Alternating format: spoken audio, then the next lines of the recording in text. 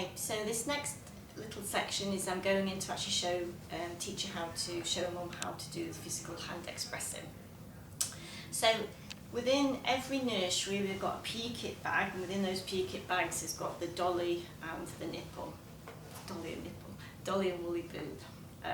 So that is for you to be able to use, so you're not having to go all over the place trying to search for visual tools to teach these mothers. You can use your hand, your fist, that works quite well. Within every nursery as well is a mother's guide that every mother gets given at delivery, and on page 21 in there is a lovely colour spread about how to hand express as well. Within the actual colostrum packs itself, I've also got a leaflet expressing for your baby, and inside there it's got the reasons why to hand express for your baby, like why it's so important that we'd like your milk food the babies on the neonatal unit, but also how to use the syringes and how to hand express, and then it latterly goes on to how to use the breast pump. So do point that out to mums, remind mums that actually that's in those colostrum packs, but it doesn't replace what we need to teach the mums. We need to teach the mums first, hopefully alongside with the midwives, that they've already started this process, and we're going ahead and actually teaching them as well. And like I said in the last video, sometimes we need to do this more than once until the mums really retain the information. So, hand expressing. Want to make sure that she knows about the syringes, how to set that up. So you don't necessarily need to go and get a colostrum pack and open a syringe. You can get one from the nurseries with the bung, show her to fashion the bung at the bottom, pull out the black bit, and then we are going to use it to scoop the milk up. We are not syringing the milk up, and we still get some people that are shown that, and that makes it very frustrating for the mums. So do demonstrate that that's actually how we do it. Now if a mum is really struggling with the actual syringe, then I really don't mind if we actually go and start teaching her how to use pots. If the reason that the mum says that she's really struggling with the actual syringe is the reason she's not doing it, then by all means just give her one of the 60ml pots. And that, sometimes the bigger breasted women, they really can't see what they're doing, and actually a pot is going to make life easier. But if you get a mum bringing pots of milk to you, be aware that she's not on a pump, that she might have had someone that's been really proactive and seen that she's struggling with syringes, so we're going to use a pot. The reason we do have the syringes, and this is worth pointing out to the mums, is that it's tiny drops of milk that we expect in the first couple of days. Go back to all the training that we've already had. It is tiny drops. We're switching on that circuit, we're priming the circuit in the first couple of days, and babies are meant to survive on those tiny drops of milk. And actually, if you've had a preterm baby, remember that circuit's going to be really mature, so it can be just tiny drops, but that's absolutely perfect. Most mums think they need to produce 50 to 60 mils straight off the bat. That's never going to happen. So it takes a lot of time to get there, but by doing it frequently and effectively, they will get to that point where they're getting a good supply. So the reason that we just have the syringes, the little syringes, is so that we can catch those tiny little drops. And all those tiny little drops you can bring to us, and we can start feeding it to your baby, buccal colostrum. And I really do encourage you to talk to your mums about bringing that milk to us as soon as you've done it, so that we can start giving it to your baby fresh buccal colostrum. And if you can, start teaching your mums really early how to do the buccal colostrum, or at least let her see you giving her baby the buccal colostrum. It makes such a huge impact to her well-being, seeing that she's done something really positive for her baby, giving it to her baby. Also, she's more likely then to go and do it again and more frequently. It's a real positive boost. But if she just takes it and she doesn't see what you're doing with it, it's not ingrained in her why she's doing it. She can't visualise why she's doing it. But if you see physically giving it to a baby, it makes a massive difference. Okay, so I talked in the last video about all the things we can do in the environment to help this mum, also the massage and the bonding hearts. We've also, I forgot to talk about the photographs if she's not prepared to do it next to her baby, and the bonding hearts and the photographs and recreate videos, all those sort of things can really help boost the hormone supply before the mum starts.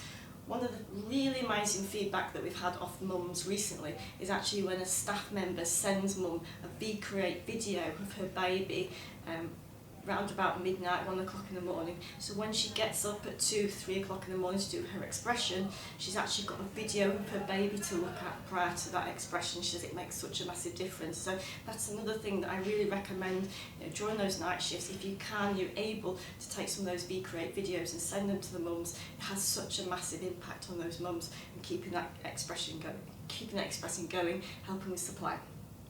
So the actual physical process of doing it, I'm going to start talking about massage first.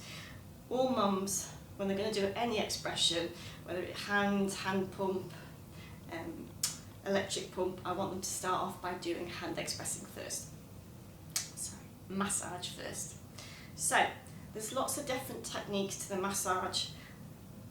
In the actual leaflet, it shows 4 different techniques of massage to do. The main thing, and number one thing I want to get across to mums, is actually that I want that massage to feel comfortable. I want it to feel lovely. It's all about raising that hormone level, switching everything on. Anything that hurts is going to block that flow of milk. So actually it's finding out what massage feels the nicest to her. Okay? She's probably already been shown the knuckle technique. And you can ask her if she likes it, then by all means continue, but you could probably show her the other techniques as well. I would say more women tend to prefer stroking. Yeah, so stroking all the way around. Bear in mind, when I'm talking to mums about this, it's a bunch of grapes. And I always talk, you hear me talk, it's a bunch of grapes, yeah? But you've got milk producing cells all the way around, all the way underneath your armpits and all the way around. So when we're doing that massage, it's really important that we make sure that we go all around. And it's not actually about pushing down towards the nipple, we could go backwards. It's just about that tactile touch, okay? I would like mums, if they could, to get used to doing it both hands together, so you're preparing them for actually leading into double expressing from day 2 onwards, so if they get used to actually massaging with both hands at the same time. Some of the bigger breasted women sometimes, we need both hands underneath, and we forget about the underneath bits. Really important, okay? So, stroking. Circles. She could do lots of little circles. That again could help. Again, this is quite a useful massage technique if she's got any areas of blocked ducts. That's going to be sore, and that's the only time that massage is going to hurt, if she's got any areas that are blocked and hard, but she does need to massage those areas. That's sometimes quite a useful massage technique, but some mums prefer the circle technique overall, I say. Again, for some women, both those techniques are too vicious, so just a simple feathering on top around is fine as well. If that's what that mum prefers, if that's her preferred method of massage, absolutely, that's what she can carry on doing. I've only ever had one mum tell me that they like the knuckle technique, but if they like that the most, then continue to do that. So it's a couple of minutes of massage before we start. Alongside the massage, I'd like to see a little bit of nipple tweaking, and it's really important that we explain to the mums why we're asking to do this, okay? So we're just trying to prepare everything, get everything prepared, get it ready. So that's what we're trying to do to that bunches of grapes inside there. We're getting them ready. So when we do a little tiny bit of nipple tweaking, nipple rolling, it sends a really powerful hormone surge to that bunch of grapes that says, get ready. But that doesn't feel as nice. It can be quite a nerve-ending pain for some mums, and actually if they've had a baby chomping on the end, or they've been sore from doing incorrect massage already, or hand expressing, then that can be quite sore. So it's just a tiny little bit, and the reason we're asking them to do it is to send that powerful hormone surge. So the majority of that massage that I need them to do is going round, but every now and again they could just do a tiny little bit of nipple tweaking, nipple rolling alongside that massage. It's going to make a real big difference to getting that milk supply flowing. Okay, so a couple of minutes of massage before we start. And we do the massage before every single expression. That's, like I said, for the rest of the journey, whether it be a couple of days before the baby's responsive breastfeeding, or it's weeks and then before the baby finally gets to be able to breastfeed. Every single time she's thinking about doing an expression, she's to start with some nice gentle massage.